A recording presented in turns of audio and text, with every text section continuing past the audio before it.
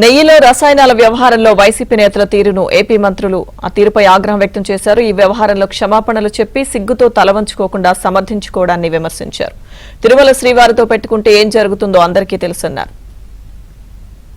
ప్రజల్ని అసత్యాల మాటల చేత కల్లిబొల్లి కబుర్లు చెప్పడం ఉన్నవి. అంటే ఇప్పుడు బాబాయ్ హత్యను మనం చూసాం. ఎవరు చేశారు? చివరికి చంద్రబాబు నాయుడు గారు వేశారు.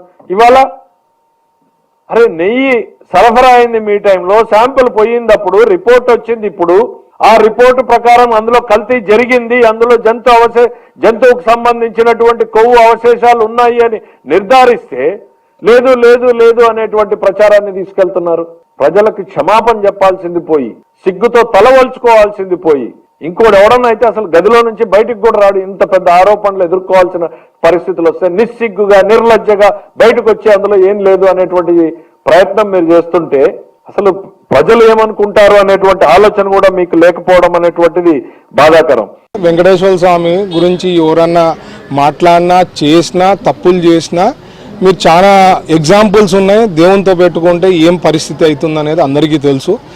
కొద్దిగానే ఆలోచన చేసి వాళ్ళు ఏం చెప్పాలా, ఒకవేళ తప్పు జరిగింది, తప్పు అయింది, ఆడ సీఎం కూర్చొని చేయడం అనేది కాకుండా వాళ్ళు ఏదైనా అట్లా వివరణ ఇవ్వాలా. వాళ్ళు ఇంకా డిఫెన్స్లో పోవడంలో అంటే ఆడ అప్పుడు ఉండే సీఎం నాకు తెలిసి ఇన్వాల్వ్మెంట్ అయినారు కాబట్టి డిఫెన్స్లో పోతున్నారు. ఆయన ఇన్వాల్వ్మెంట్ లేకపోతే అది నాకు తెలియదు, తప్పు జరిగింది, నేను క్షమాపణ చెప్తా, నేను వచ్చి తిరుమలలో దేవుని ప్రార్థించి తప్పు జరిగిందనన్నా చెప్పుకోవాలా. కానీ వాళ్ళు డిఫెన్స్లో పోతున్నారంటే ఖచ్చితంగా జగన్మోహన్ రెడ్డి గారు ఇన్వాల్వ్మెంట్ ఉంటుందనేదే నేను భావిస్తున్నాను. దొంగతనం బయటపడిపోయిన తర్వాత ఏదో రకంగా వాళ్ళని వాళ్ళు సమర్థించుకోవాలని చేసేటువంటి ఒక దండుగుమారి ప్రయత్నం. ఎందువల్లంటే ఎన్డీటీవీ మొట్టమొదటిసారి చెప్పింది, నేషనల్ డైరీ డెవలప్మెంట్ బోర్డు వారు స్పష్టంగా ఇందులో కల్తీ, ఈ నెయ్యి కల్తీ అనేటువంటి మాట వారు చెప్పారు. దాని మీద ప్రభుత్వం కూడా సిట్ ఏర్పాటు చేస్తే, సిట్టు కూడా కేవలం ప్రభుత్వం ఏర్పాటు చేసిన వారు మాత్రమే కాకుండా కోర్టు వారు ఏర్పాటు చేసిన మరో ముగ్గురు, మొత్తం వాళ్ళందరూ కలిపి సిట్గా ఉన్నారు.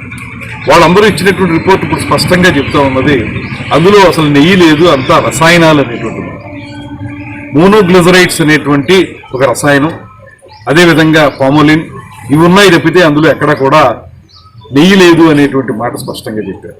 ఇవాళ అందుకే ఆ రోజు ఉన్న వాళ్ళని వీళ్ళందరినీ కూడా సిట్ మీరు సస్పెండ్ చేయాలి, వాళ్ళ మీద క్రమశిక్షణ చర్యలు తీసుకోవాలని చెప్తే దాని మీద తీసుకోవడానికి కూడా ప్రభుత్వం సిద్ధంగా ఉంది.